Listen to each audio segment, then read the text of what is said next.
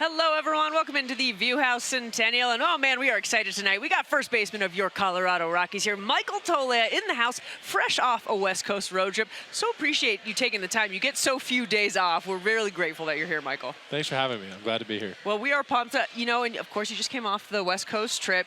You got a lot of family out there. You're on your soon-to-be wife's side, plus you went to UCLA. What was it like? What's it like playing out there and playing in San Diego? It was a home game away from home. Yeah. You know, it wasn't the Rockies home crowd, but for me, I had a full Toglia section in there with like 25, 30 people or so, mostly on my fiance's side, and I loved every moment of it. Could you hear them?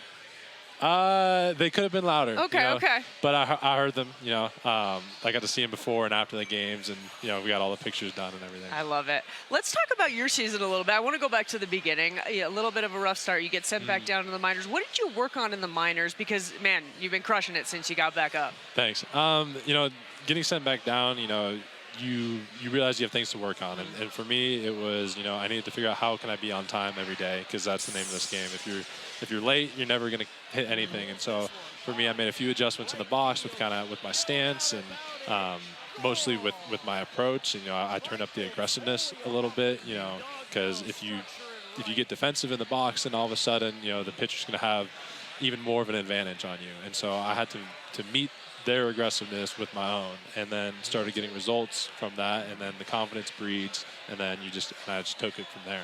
That's fantastic. And it's been fun watching you. Now you co-lead the team in home runs with Brenton Doyle, and you played a lot less game. You obviously bring a lot of power to the lineup. Is that something you really pride yourself in? Yeah, that's always been a part of my game. I'm a bigger guy, and so power and, you know, leverage has just been kind of built into my swing. But with that being said, you know, I take a lot of pride in being a good hitter and a good athlete, so I try to be smart in my approach and the studying that I do of the pitchers so that it can give me the best chance to be a hitter along with being a power hitter. Let's talk about that 3 home run game not that long ago. I don't know the last time a Rocky had 3 home runs in a game. I mean, were you just feeling it? What was that day like for you? It was the first time I've ever done that. Okay. In the big leagues, and actually it was the last day going into the All-Star break, so I'm not really sure if there's a better way to to go into a break than to have a game like that. Is it, or are you like kind of want to keep continuing and not have a break? Yeah, there was a little bit of that too, where I said, you know, I wish I had 2 or 3 more games to kind of ride this this wave, you know, because coming back after 4 days off, you have to shake the rust off, which is pretty annoying. Right. Yeah. On the broadcast, they kept calling you Big Mike. Is this acceptable? Are we Big Mike, or how do we feel about this? You know, I'm split on it because my uncle growing up, his name is Michael also. Okay. And so he was Big Mike. And so he is the Big Mike to me. Okay. And so when other people call me that, I'm thinking, well, there's only one Big Mike. But I don't mind it. I think I have a lot of great nicknames too. Togs, everyone calls me that. So whatever people want to say. I love it. When you were talking about matching the aggressiveness and obviously being a power hitter, there's balancing, you know, hitting those homers with the strikeouts. How do you find that balance? You know, that's part of the give and take, right? Yeah. You know, if you're going to be more aggressive, you're probably more inclined to swing and miss. So you have to just evaluate where you're at on any given day where, hey, like, I'm swinging and missing way too much. Maybe it's time to tone it back. Or, like, this pitcher's really nasty today. Let me just try to make it simple and take my single, you know? And so it's just it's a mind game. A little give and take. Yeah. Do you feel like, you know, one thing about baseball players is so amazing, your guys' mentality, right? In a lot of ways, they say baseball is a failure sport, right? If you're doing it 30% of the time, you're really, really good. Yeah. How do you keep that mindset for 162 games? I mean, you have to play games with yourself. You know, you have to trick yourself into more success, you know, because like you said, if you succeed 30% of the time, you're a Hall of Famer. Yeah. So you need to find small victories when you don't get a base hit. You're like, oh, I felt on time.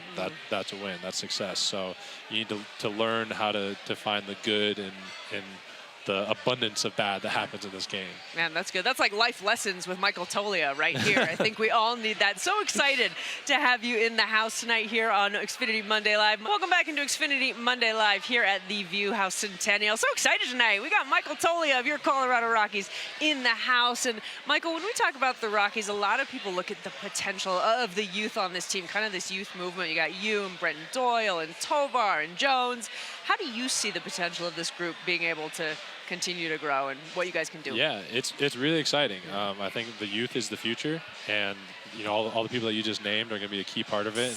And honestly, the youth goes deeper than that into the minors. You know, we've got a lot of really talented pitchers and position players coming up that are in AA, AAA. So I think within the next year, 2 years, I think we're going to have a real, opportunity.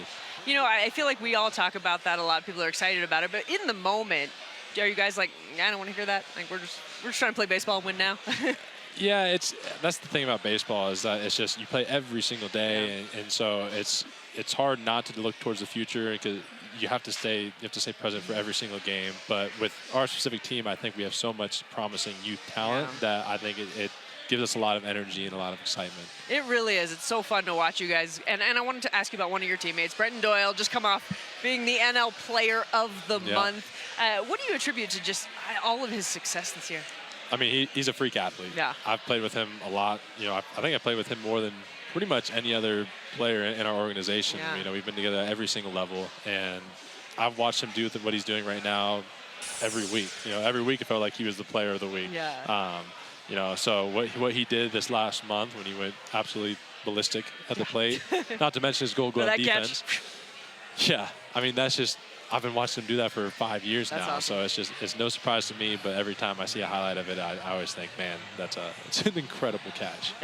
Unbelievable. Yeah. Speaking of 5 years ago, we found this thing that when you were playing in Spokane, speaking of the minors, you hit a granny in the first inning, and you made a fan $10,000 richer. Do you know this? Did you know it was on the line when this happened? I did. I know it was a promo that we would do where they would designate one inning, and it had to be in that inning a grand slam would earn a fan $10,000. And I came up and, sure enough, hit a grand slam off of one of my buddies. And the part of that story that nobody remembers is one of my best friends, Daniel Cope, actually hit a grand slam within the next 2 innings. Oh, really? But nobody remembers it because mine was for the 10 grand. This was the important one. That was the important one. Did you feel the pressure?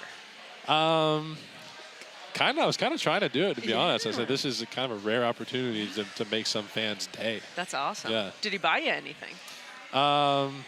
Just a firm handshake.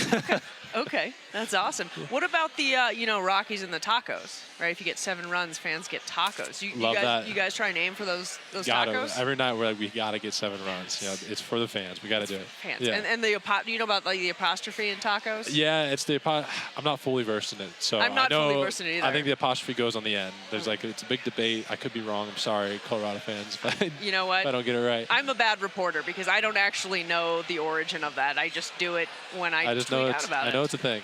But Toglia gets us tacos, and that's what we love to hear.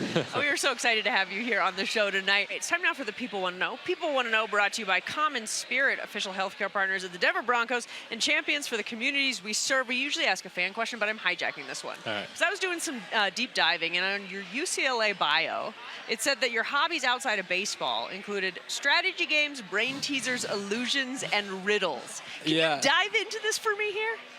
First of all, that might be the most redundant bio I've ever had.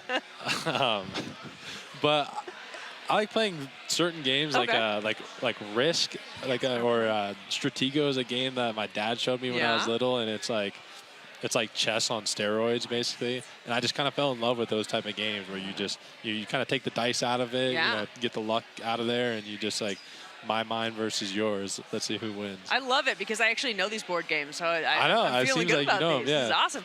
Can you solve a Rubik's Cube? No. There was a stretch where I could, but it was just pure memorization, and now it's I can do one side. What are illusions? Like magic tricks? I don't know why I put illusions on there. I think I had a book when I was little that was by M.C. Escher. Okay. And I thought some of the pages were cool because they were illusions. And so I think that's why I put that. All right, I love it. That's like one of the best bios I've ever read. I was like, I can't wait to get Michael on the show and ask him about this. That was the People Want to Know, brought to you by Common Spirit. We're going to take one more break, but coming up next, we're going to talk to you about, a pretty busy off season. I think that you had. Something big happened. We'll talk about that on the other side.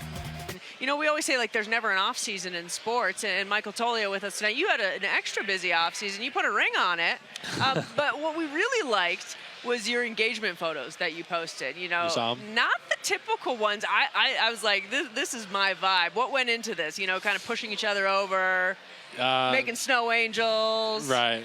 Not gonna lie, I kind of nailed it. I crushed it. Oh my gosh, yeah. My goal was a spectacular photo. Okay. That was my goal over just an absolute surprise. Yeah. Because she was gonna figure it out no matter what. Okay. You know, like she could smell a rat. So so she knew it was happening. You know, she said she didn't, but she did. And so I was like, what is the most beautiful spot I can think of? And you know, I have family members that said, hey, go check out Banff in Lake Louise. Oh, okay. And I saw the photos online, and I said, wow, if the photos online look like that, I can't imagine what it's like in person. And when you get there, it's like a place out of Game of Thrones or something. That is awesome. Was she surprised? She was. Okay. She was. You got her a little bit? It took her 2 hours to do her hair that morning, so Okay. that was I figured she had a hunch. Okay. Well, that's great. Well, those photos are some of the best photos I've ever seen. And, of course, congratulations to you guys. That's just fantastic and wonderful. Michael, it's been such a treat tonight having you on the show. We so appreciate you taking the time on one of your very few days off. Good luck with the rest of the season. Of course. Thanks for having me. Well, guys.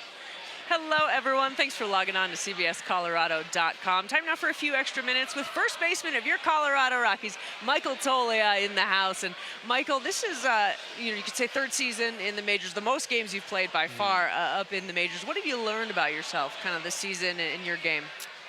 The biggest thing is that I belong here. You know, when you first come up, you want to prove yourself, and you want to show to yourself and to whoever else that you belong. And I feel like this year I did that. You know, and I can give credit to a lot of different people, but the biggest person is myself, because I really had to work hard to get to this point where I feel like, you know, I can do this every single day. I think we were talking about this on the show, but as a baseball player, you have to have such a strong constitution. But how do you work through the mental up and downs of a sport that's really, really, really tough and can be really tough on you mentally? Just maintaining that inner belief of yourself. You know, you've done it your whole life. You know, you're doing it at the highest level, and you're going to keep doing it. You know, one bad stretch or bad series is not going to define your career. And at the end of the day, it's just baseball too. You know, like you have a whole life outside of it. You know, I've got, you know, I'm getting married, I got a house, you know, my family, and so when I put my attention on them, you know, it makes baseball easier. You got just a couple months of the season left. For you, what do you kind of hope to accomplish the rest of the season? Just continue to be consistent. You know, win as many games as we can. You know, we haven't quite done that this season, but you know, going back to the youth movement that we alluded to earlier, I think we can continue to set that up for the next couple of years. When you talk about kind of that youth movement, and of course it's got fans really excited about the potential of this team, are you guys as excited as a lot of the fans are about what can come next year, the year after, and absolutely. so on? I think we're more excited because the fans only know what they see on social media. They don't really know what's going on under the hood. And as the players, we see that. We see who's really doing what. And I'm telling you, we got a lot of good talent coming. What's it like for you to have Bud Black as a manager?